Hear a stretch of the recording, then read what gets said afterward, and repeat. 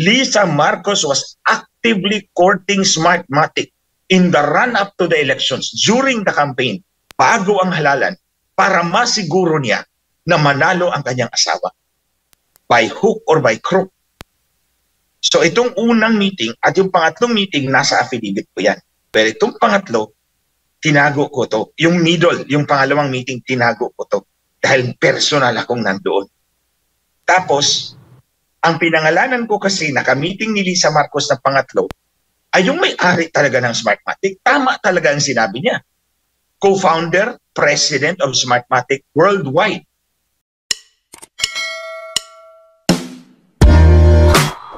Cultivated an atmosphere na walang kumukontra sa kanila, especially sa mainstream media.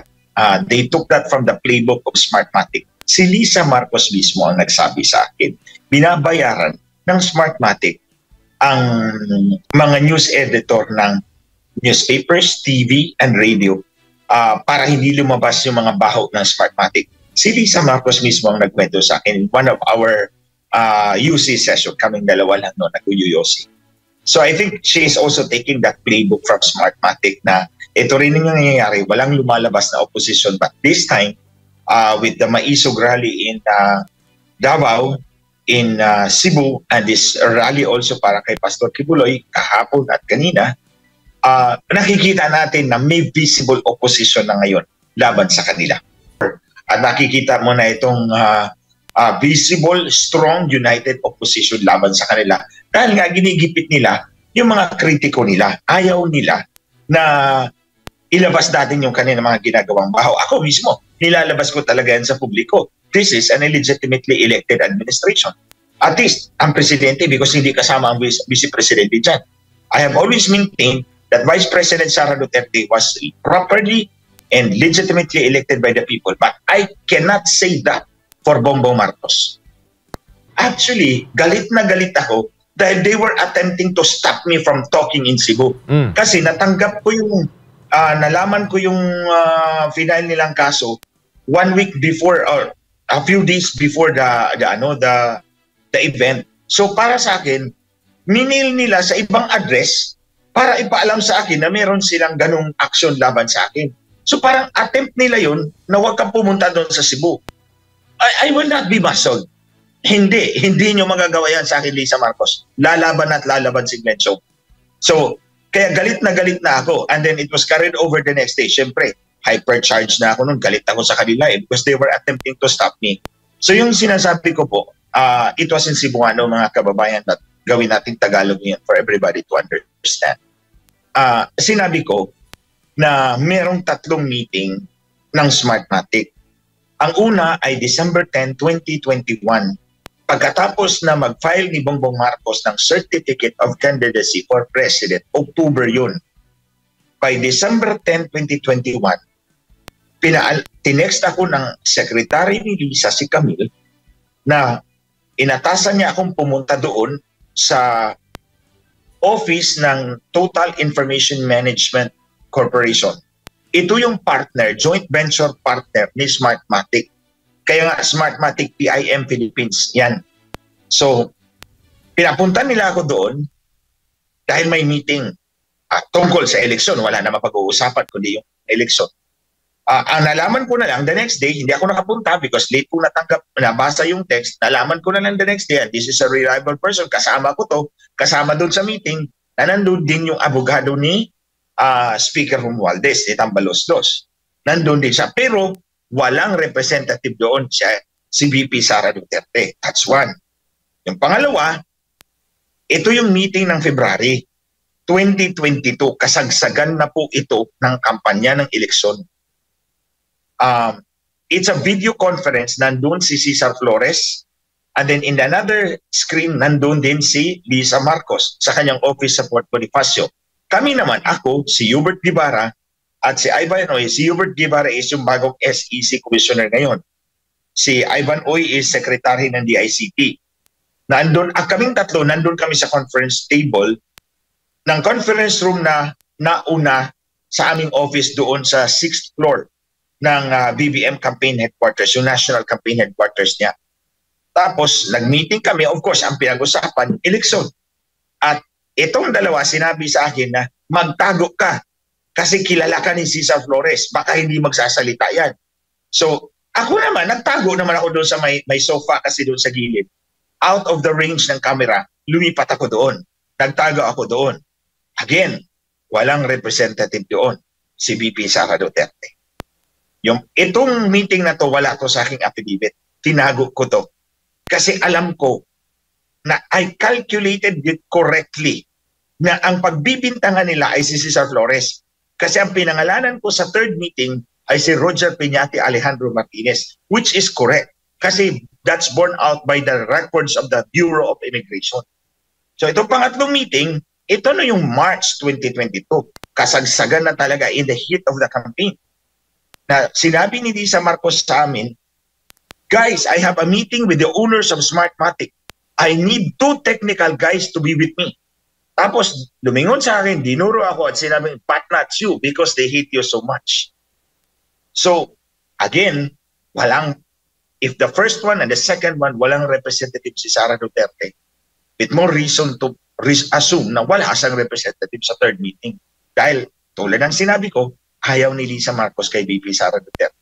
Ginamit lang nila siya para mag-slide down to Vice President at ma-ensure na manalo ang kanyang asawa. In other words, mga kababayan, Kuya MJ, Kuya Edmar, Lisa Marcos was actively courting Smartmatic in the run-up to the elections, during the campaign, bago ang halalan, para masiguro niya na manalo ang kanyang asawa. By hook or by crook. So itong unang meeting at yung pangatlong meeting, nasa affidavit ko yan. Pero itong pangatlo, tinago ko to. Yung middle, yung pangalawang meeting, tinago ko to. Dahil personal akong nandoon. Tapos, ang pinangalanan ko kasi naka-meeting ni Lisa Marcos na pangatlo, ay yung may-ari talaga ng Smartmatic. Tama talaga ang sinabi niya. Co-founder, president of Smartmatic worldwide. Si Roger Piñate Alejandro Martinez, dumating March 17, 2022. Umalis ng bansa April 5, 2022. Ayon sa record ng Bureau of Immigration. So, kinalculate ko na baka si Cesar Flores ang pagbibintangan nila COMELEC. And true enough, nung nagtanong si Senator Pimentel about the meeting, ang sabi ni Senator Amy Marcos, ayon sa COMELEC, ang kadil nila ay si Cesar Flores in a bid to refute me. Kasi ang pinangalanan kong ka-meeting ni Lisa Marcos sa pangatlong meeting ay si Roger Piñate Alejandro Martinez, president and co-founder ng Smartmatic. So, alam ko na baka si Cesar Flores ang gagamitin lang scapegoat. So, tinago ko yung pangalawang meeting. Wala yun sa aking affidavit. Dahil yun ang ano ko sa kanila, pang-rebat ko sa kanila pag ginamit nila si Cesar Flores. And true enough, hindi ako nagkamali. Ginamit nila si Cesar Flores to neutralize Roger Piñate Alejandro Martinez. Ang sabi ng COMELEC, hindi kami nakikipag-deal kay Piñate. Si Cesar Flores ang ka-deal namin. Ayan, binulgar ko na rin. May meeting din si Lisa Marcos kay Cesar Flores. E di ngayon, cornered si Smartmatic, si COMELEC. Na-checkmate si COMELEC. O, ayaw niyong maniwala sa third meeting, meron din second meeting. Ayon sa inyong sinabi, COMELEC, si ang ka-deal ninyo, si Cesar Flores. O, nandun ako nag-meeting si Cesar Flores at si Lisa Marcos. So kaya nga, the issue now is, susuportahan ba natin ang isang presidente na aktibong ginapang ng kanyang asawa ang kanyang pagkahalal bilang Pangulo?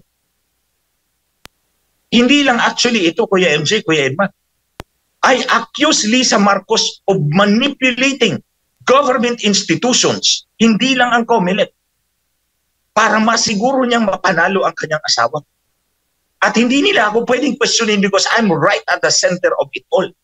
Hindi ko pa ito ginamang affidavit. Meron pa akong supplemental affidavit. Ilalabas ko rin yan at the proper time. So, Attorney, Yes. so ang panalo ni BBM nung nakang eleksyon, most voted. So, hindi kayo naniniwala na 31 million ang bumoto sa kanya? No. Hindi ako maniniwala dyan. Hindi ako naniniwala dyan. Tulad ng sinabi ko sa Cebu, ang most likely na nangyari is inangat ang boto ni Marcos para pumantay doon kay Sara Duterte. Yung kay VP Sara Duterte, she rightly earned it on her own right, by her own merit. Siya ang boto talaga niya yun, yung 32 million. Ang nangyari, si Marcos kasi, ang kalaban niya, incumbent vice president. May following din si Leni. May dilawan crowd din siya. So malaking chunk ng voting population mawawala kay Marcos kay boboto kay Leni Robredo. So ang expectation nila, mas mababa ang boto ni Marcos. Now, kung tulad na nga ng sinabi ko privately ito, doon sa headquarters, nilipat actually kami sa kabila, sa Cybergate Plaza, sa 10th floor. Nandun kami lahat. Ako, si Leo Kirbin, si Ivan Uy, si Hubert Guevara, doon kami nalipat. Kaming mga techies nila. Anim kami doon sa isang maliit na room nung nagbibilang na ng boto. Nag-estimate kami kung ilan ang boto ni Marcos. My estimate was 24 million. Walang lumagpas ng 26 million. Nandun lang 24 to 26 million lang yun. Tapos nung lumabas yung resulta, 31 million plus siya. So ang tingin ko, inangat ang boto ni Marcos para pumantay doon kay kay VP Sara Duterte. Kaya nga, maliit lang ang lamang. Lamang pa rin si Sara Duterte, pero maliit lang ang lamang. Dahil they cannot afford na mas mababa yung boto ni Marcos. Dahil alam ni Lisa na weakling yung husband niya. Weakling si BBM. Tulad ng sinabi ni President Duterte, he's a weak politician. I will not call him a leader because he is not. For all intents and purposes. So, he is a weak politician. Alam ni Lisa yan. Kasi nga under niya under the saya niya. Sabi ko nga, si Marcos Jr., manikin lang yan sa Office of the President of flower pot. Call it whichever you like. Manikin of flower pot. Or ngayon, titular president. Kasi ang acting president ay si Lisa Marcos. So kung ganun yung sitwasyon, mas madaling matanggal si Marcos kung mababa yung kanyang boto. That's why they have iangat nila yun para pumantay halos kay Sara Duterte. Because otherwise, kung mataas masyado si VP Sara Duterte at mababa si Marcos, the people will naturally look up to Sara Duterte as the rightful leader. Por nilabas ito in social media, in the mainstream media, in the public information space. September 15, 2023. September 11, in-execute ko yung affidavit ko. September 12, final po yan sa Commission on Elections doon sa disqualification petition against Smartmatic. Kasi sila T.N. Rio, that is General Rio, si Frank Isaac, si Colonel Odonio, at si Gas Lagman, nag-file sila ng petition for disqualification sa Smartmatic. And then, in-attach yung aking affidavit in the supplemental petition. Dinitalye ko lahat yun. It's a 15-page affidavit, including all the circumstances, at pinanindigan ko yan. At nung nag-hearing kami noong October 17, 2023, nandun ako sa loob ng session hall ng Comelec and Bank, ready to answer their questions. So, in fact, sabi ng abogado ng mga petitioners, sila General Reo, Gas Lagman, Frank Isaac, Colonel Odonio, Your Honor, Attorney Glenn Chong is here to answer any questions about his affidavit. So, walang commissioner nagtanong sa akin. 7 sila, including yung mga abogado ni Smartmatic. In fact, if I computed it correctly, 15 abogado ang nandun. Including the commissioners, may veteranong fiscal pa ng Manila, si George Garcia is a lawyer, may justice pa ng Court of Appeals, ilang abogado ni Smartmatic nandun. Mag-isa lang ako, ready to answer any and all of their questions concerning my affidavit. No one asked any question at all. So yun ang patunay ko sa publiko. Ayaw nilang harapin yung katotohanan sinisiwalat ko sa publiko. I'm ready to answer your questions. And I'm ready to prove the facts I stated therein. In fact, nung challenge ako nitong mga trolls na to, napatunayan, nilabas ko yung text message ni Camille. Pinapapunta ka ni Lisa Araneta Marcos sa address na ito para mag-meeting. Paalam ka kay Attorney Vic Rodriguez kung makakapunta ka. Yun. So pinakita ko yun bilang patunay. Tapos yung other conversation namin nila, yung nag-offer si si Hubert Guevara ng listahan ng mga bakanting posisyon para pumili ako. Tinanggihan ko siya. Sabi ko, ayoko ng posisyon. I do not want to serve under this administration because I do not believe in its sincerity. I do not believe in its legitimacy. Siyang hiningi ko, sige, hindi ako hihingi ng posisyon, hindi ako hihingi ng pera. Ang hihingin ko para tumahimik ako, ilaglag nyo si Smartmatic publicly. The President, ilaglag mo, Marcos, si Smartmatic publicly, and si George Garcia susunod, i-blacklist si Smartmatic in a way that it cannot join the elections anymore.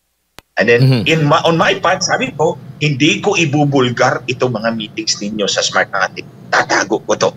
Tapos meron akong red flag, red line, huwag niyong i-cross yan. Kasi ibubulgar ko pa yung isang bomba ko laban sa inyo. Tapos, for the next 6 years, aalis ako ng bansa. I will go into self-exile. Hindi niyo ako maririnig, hindi niyo ako makikita. Quits tayo. Then, on next meeting, ang sabi ni Hubert Guevara at ni Ivan Uy, hindi pwedeng gawin ni Presidente yung gusto mo. Sabi ko, let's part ways. So, ayan.